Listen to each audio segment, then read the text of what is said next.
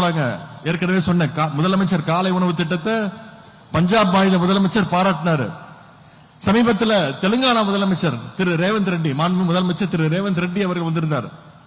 புதுமை பெண் திட்டம், தமிழ் புதல்வன் திட்டம் மிகச்சிறந்த திட்டம் அப்படின்னு பாராட்டன் மட்டுமல்ல, அவரும் சொல்லிட்டு போயிருக்காரு. அடுத்த கல்வி ஆண்டில் இருந்து தெலுங்கானா மாநிலத்திலையும் இந்த புதுமை பெண் திட்டம், தமிழ் புதல்வன் திட்டம் தெலுங்கானா மாநிலத்தில் அமல்படுத்த போறேன்னு அவர் பாராட்டிட்டு போறாரு.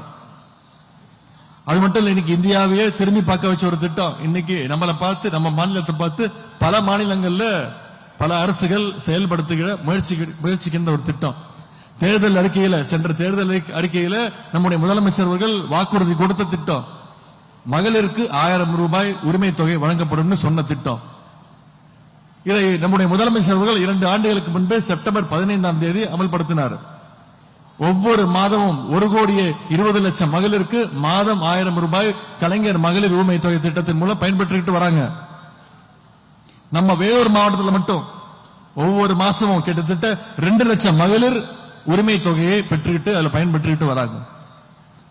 இதுல இன்னொரு கூடுதல் மகிழ்ச்சியான செய்தி, வருகின்ற டிசம்பர் மாதம் முதல் இன்னும் கூடுதல் மகளிருக்கு கலைஞர் மகளிர் உரிமை தொகை கொடுக்கப்படும் முதலமைச்சர் அவர்கள் அறிவிச்சிருக்கிறாங்க.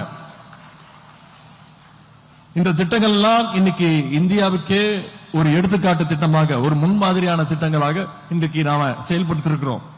பிளே ஸ்டோர் மற்றும் ஆப் ஸ்டோரில் இருந்து பாலிமர் செயலியை QR கோடு மூலம் பதிவிறக்கம் செய்யுங்கள். செய்திகளை உடனுக்குடன் பெறுங்கள்.